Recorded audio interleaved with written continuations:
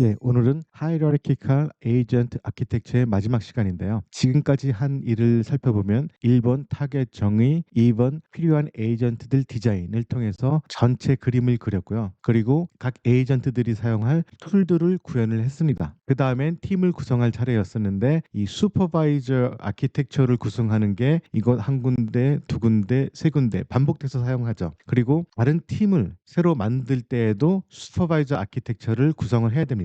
그래서 팩토리 패턴을 이용해서 이 슈퍼바이저 아키텍처를 손쉽게 구현할 수 있는 함수를 만들었고요. 그리고 지난 시간에 이 리서치 팀을 구현을 했습니다. 이번 시간에는 이 도큐멘트 팀도 구현을 하고 이 두 팀을 합해서 또 하나의 슈퍼바이저 아키텍처를 만드는 전체 구도를 모두 완료를 할 예정입니다. 그럼 계속 이어서 진행을 하겠습니다. 도큐멘트 오서링 팀을 만들어 보도록 하겠습니다. 일단 화면을 지우고 밑에 내려가도록 하죠. 그 위에서 리서치 팀을 만든 것과 똑같은 방식으로 도큐멘트 라이팅 팀을 만들면 됩니다. 이미 이 각 에이전트들이 사용할 도구들은 완료가 됐죠. 이제 할 일은 에이전트를 만들고 여기서 슈퍼바이저를 정해서 이 전체 팀을 완료를 하면 됩니다. 여기서는 파일을 만드는 툴이 있죠. 이것은 시스템에 그 액세스하는 권한이 있는 겁니다. 그래서 안전에 주의해야 된다고 설명이 나와 있네요. 그럼 이 소스 코드를 한번 살펴보도록 하겠습니다. 깨끗하게 지우고 소스 코드를 한번 펴보도록 하죠. 이건 한 화면을 넘네요. 예, 이거는 에이전트가 3개가 있기 때문에 뭐 조금 일수치 팀보다는 좀 긴 것 같은데 구조는 똑같으니까 뭐 이해하기는 쉬울 겁니다. 일단 라이터 에이전트를 만드는 것부터 시작을 하죠. 독 라이터 에이전트는 create react agent를 똑같이 사용을 하고요. 위에서는 LLM과 툴만 전달을 했는데 여기서는 state modifier도 같이 전달을 합니다. 이 내용은 create react agent에 대해서 자세히 이전에 설명한 강좌가 있는데 그것을 보시면은 아실 수가 있겠고요. 여기서는 이 3개죠. 파일을 관리하는 애니까 이 라이터 에이전트는 도큐멘트를 라이트하는 것, 그리고 에디트하는 것, 리드하는 것, 이 3가지의 툴을 사용을 하게 됩니다. 그리고 이 라이터 에이전트는 너는 읽고 쓰고 에디트하는 것을 할 수 있다. 이 도큐멘트를 읽고 쓰고 에디트하는 것을 할 수 있고 그것은 노트 테이커의 아웃라인스에 근거해서 일을 할 것이다. 팔로우 퀘스천즈는 하지 마라. 라는 그런 역할이 부여가 별도로 되어 있죠. 이것은 나중에 스테이트 상태를 LLM에게 보낼 때 이 부분도 프롬프트에 추가가 될 겁니다. 이렇게 되면은 라이터 에이전트가 만들어진 거고요. 이 부분이 만들어진 겁니다. 그러면 노드를 생성을 해야 되죠. 여기에는 LLM 정보와 툴 정보들이 다 있기 때문에 인복을 곧바로 할 수가 있죠. 또 라이터 에이전트에 대해서 인복을 하고 현재까지의 모든 히스토리 정보가 담겨 있는 이 히스토리를 같이 전달을 합니다. 그럼 LLM은 그 내용들을 모두 받고 거기에 대한 답변을 하게 되죠. 그래서 그 답변은 AI 메시지인데 그 AI 메시지는 그 다음 작업을 하기 위해서는 휴먼 메시지로 업데이트를 해줘야 됩니다. 그래서 여기서는 그 이름이 독 라이터이고요. 그래서 라이터 에이전트와 노드까지 완료가 됐습니다. 그 다음에는 노드 테이킹 에이전트를 만드는 건데 이것도 마찬가지로 create react 에이전트를 사용을 합니다. LLM과 툴을 파라미터로 전달을 하죠. 여기서는 create outline 툴과 read document 툴을 전달을 합니다. 여기서 얘가 해야 될 일들을 프롬프트를 따로 추가를 하죠. 너는 도큐멘트 라이터를 위해서 얘를 위해서 작업을 하는 거죠. 아웃라인은 만들게 됩니다. 도큐멘트를 읽고 거기에 대해서 아웃라인은 얘가 만드는 거죠. 어떤 파일이 생성돼 있으면 그것을 읽어서 여기서 그것을 요약을 해가지고 중요한 부분만 따로 문서로 작성을 하는 것 같습니다. 이것도 마찬가지로 don't ask follow-up questions라고 되어 있죠. 이렇게 되면은 note taker 에이전트가 완료가 된 것이고요. 그리고 밑에서는 note taking 노드를 생성을 하게 되겠죠. 위에 있는 것과 똑같은 방식으로 생성을 합니다. 낙서한 것을 지우고 밑에를 보도록 하죠. 이 노드를 똑같은 방식으로 생성을 했고요. 그 다음에는 차트 제너레이터 에이전트를 생성을 하는 거죠. 여기서 사용될 툴은 read 도큐멘트이고 따로 웹에서 가져오는 것이 아니라 위에서 작성된 그 도큐멘트를 읽고 그것을 바탕으로 파이썬 REPL 툴을 사용을 해서 차트를 생성을 하는 겁니다. 이렇게 하면 차트 제너레이터 에이전트가 만들어졌고 거기에 대한 노드를 생성을 했습니다. 방식은 똑같은 방식으로 하고요. 이것도 마찬가지로 LLM과 소통을 계속하게 되는 거죠. 각 에이전트들은 이 노드를 통해서 LLM과 소통을 해서 자기의 일을 처리를 하게 되는 겁니다. 그러면은 이 라이터 에이전트, 노트 에이전트, 그리고 차트 제너레이터 에이전트가 완료가 됐으니까 이 슈퍼바이저를 통해서 이것을 하나의 팀으로 묶어주면 됩니다. 이 슈퍼바이저를 이용해서 하나의 팀으로 묶어주는 것은 이전에 작업을 했던 make supervisor node를 활용을 하는 거죠. 여기서는 doc writer, note taker, chart generator writer 바로 여기서 설정을 한 겁니다. 요 세 가지 멤버스를 전달을 하게 되면 요 안에서 요 세 가지 멤버 플러스 finish를 추가를 해가지고 그 다음 작업은 어떤 것을 해야 될지 이 슈퍼바이저가 판단을 해서 알려주게 되죠. 그러면 이전에 했던 리서치 팀처럼 이 도큐멘트 어서링 팀도 완료가 된 겁니다. 그럼 별도로 작업을 할 수가 있겠죠. 그 작업을 한번 해보도록 하겠습니다. 이 내용을 지우고 이거를 실행을 하고요. 그다음에 그래프를 그리는 거죠. 여기에서는 4개의 노드가 있죠. 바로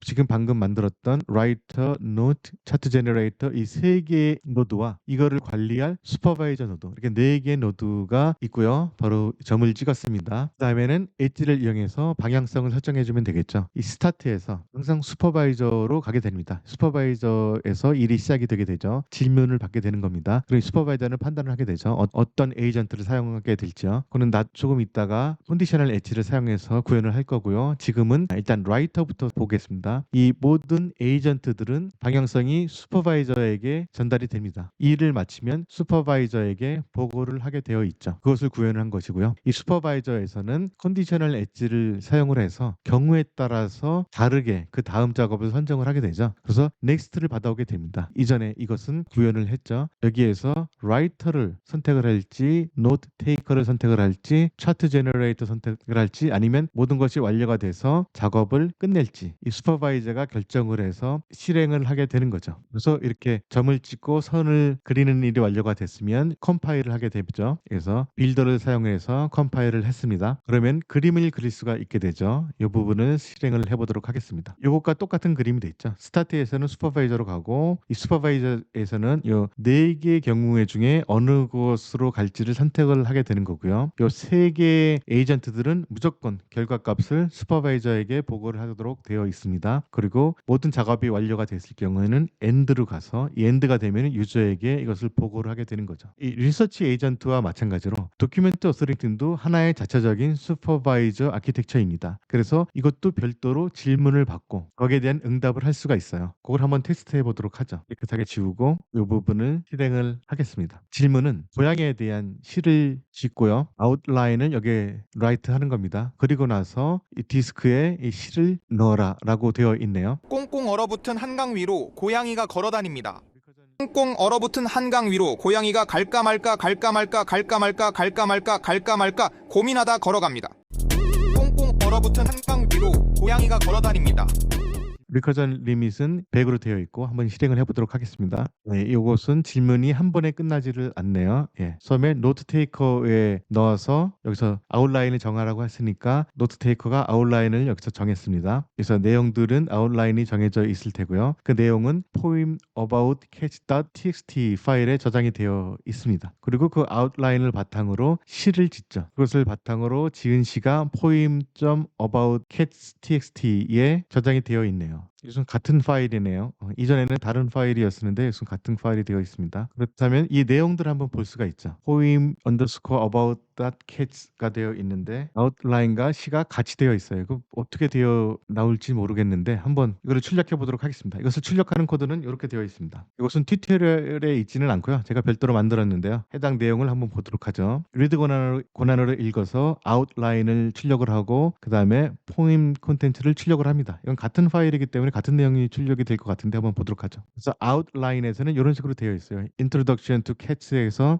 뭔가 아웃라인이 나와 있죠. 그리고 포임은 그것을 통해서 시를 지은 겁니다. 이 위와 아래 내용이 똑같은데 다시 한번 실행을 해보도록 하죠. 그다음 이번에는 어떤 내용이 나올지 이번에는 록에 대해서 시를 지어보도록 하겠습니다. 처음에 마찬가지로 노테이커로 가서 아웃라인을 정하죠. 그 다음에 아웃라인이 정해지면 독라이터로 가서 걔에 대한 시를 지을 겁니다. 지금 열심히 시를 짓느라고 시간이 걸리는 것 같습니다. 완료가 되어 있고요. 여기에서는 파일이 다르죠. 아웃라인은 이 파일이고 그 다음에 실제 시는 요겁니다.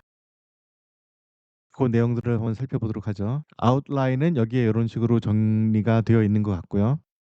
그다음 실제 시는 이렇게 지어졌네요. 예, 이런 식으로 나오는 게 정상입니다. 첫 번째 나왔던 것은 약간 좀 이상하게 처리가 된 것이고요. 이런 식으로 도큐멘트 오서링 스트럭처가 완성이 됐고 이것도 별도로 작업을 할 수가 있는 겁니다. 지금 현재까지 리서치 팀을 완료를 했고요. 그 다음에 도큐멘트 오서링 팀도 완료를 했습니다. 그리고 각자의 일을 잘 수행을 하는 것을 확인을 했고요. 그러면 이제는 전체 구조를 완료를 하면 되겠죠. 그 내용을 한번 살펴보도록 하겠습니다.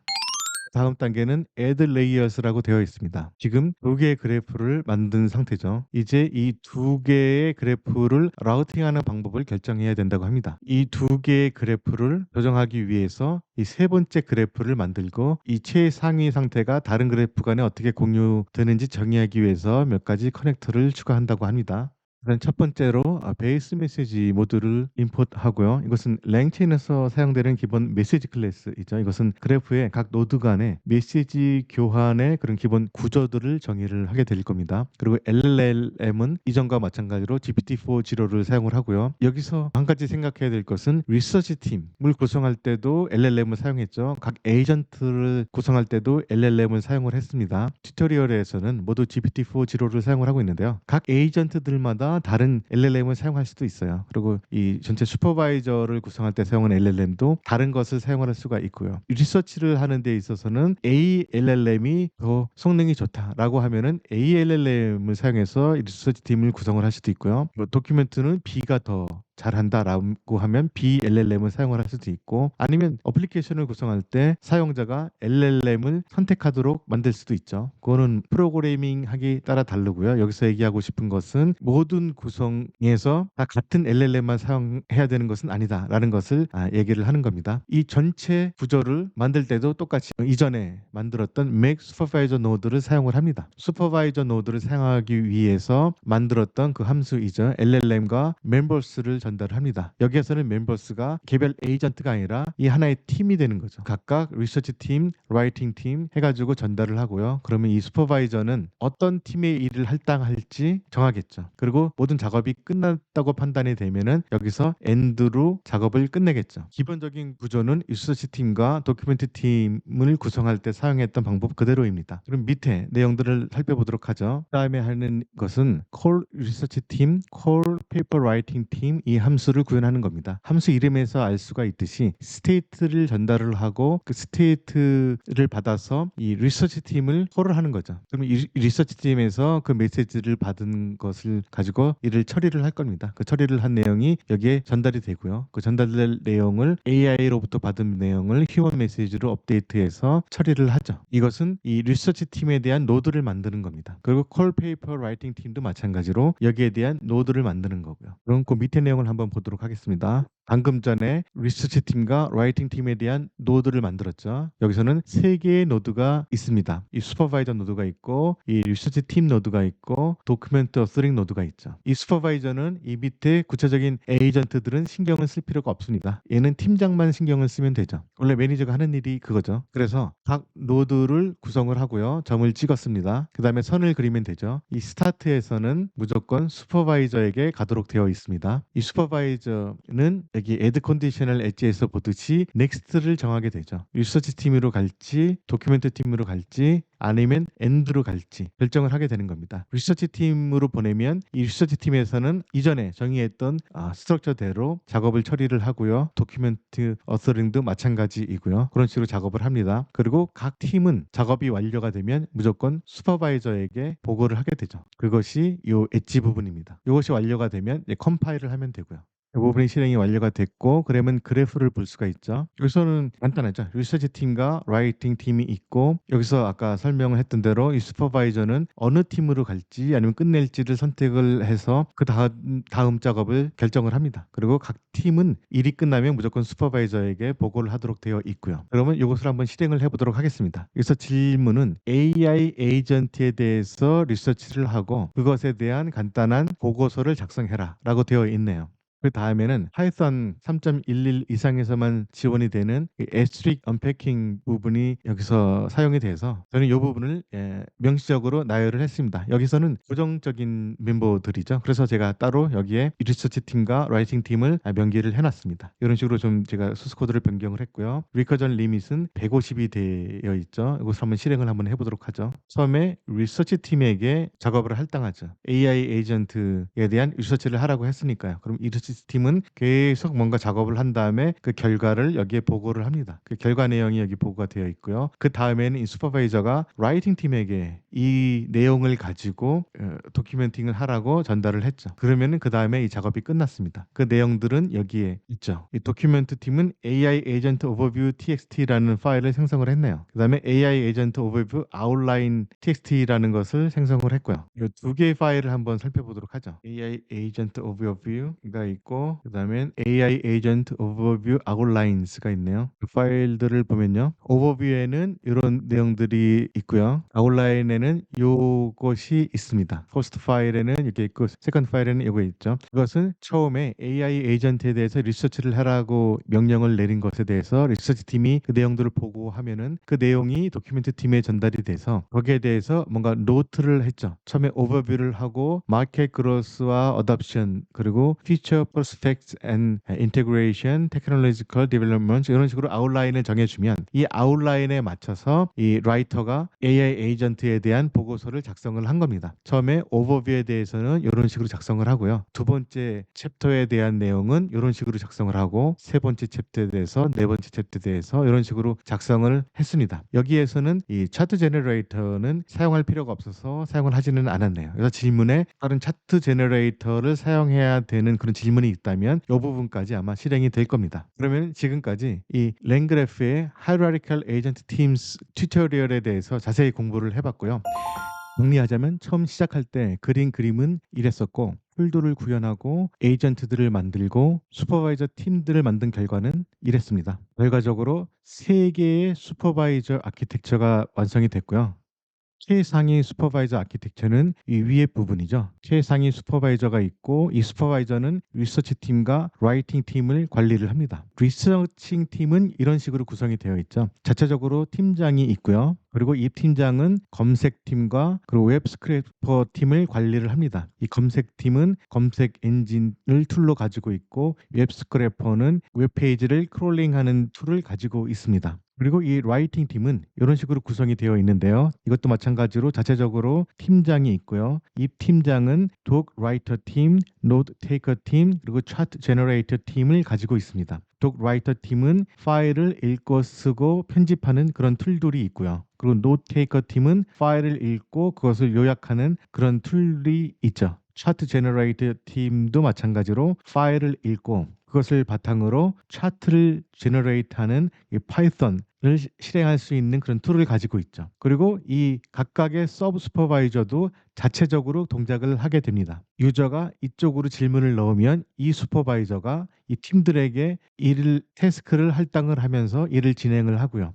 이 각 팀은 일을 받으면은 자체 팀들에게 그 적당한 일을 시키죠. 이 과정에서 LLM과는 무수히 많은 커뮤니케이션이 일어나게 됩니다. 각 에이전트마다 그리고 툴들을 사용할 때도 커뮤니케이션이 일어나게 되죠. 그래서 약간 시간이 좀 걸릴 수가 있고요. API를 사용할 때마다 비용을 지불하기 때문에 코스트가 좀 들 수가 있습니다. 아직까지 이런 단점이 있지만 이 하이라리칼 에이전트 아키텍처를 사용하면 자유롭게 이 다른 팀들을 더 늘릴 수 있고요. 그리고 이 팀별로 각각을 구현한 다음에 어떤 프로젝트가 생기면은 이 필요한 팀들만 임포트해서 이 하이라리칼 아키텍처를 구현하면 됩니다. 그래서 A 프로젝트를 구현할 때는 기존에 만들었던 A, B, C 에이전트 팀을 사용을 할 것이다 라고 하면 진행을 할 수 있고요. 또 B 프로젝트는 다른 뭐 B, B, E 에이전트를 사용한다 라고 하면 이 B 프로젝트를 진행을 할 수 있고 그렇기 때문에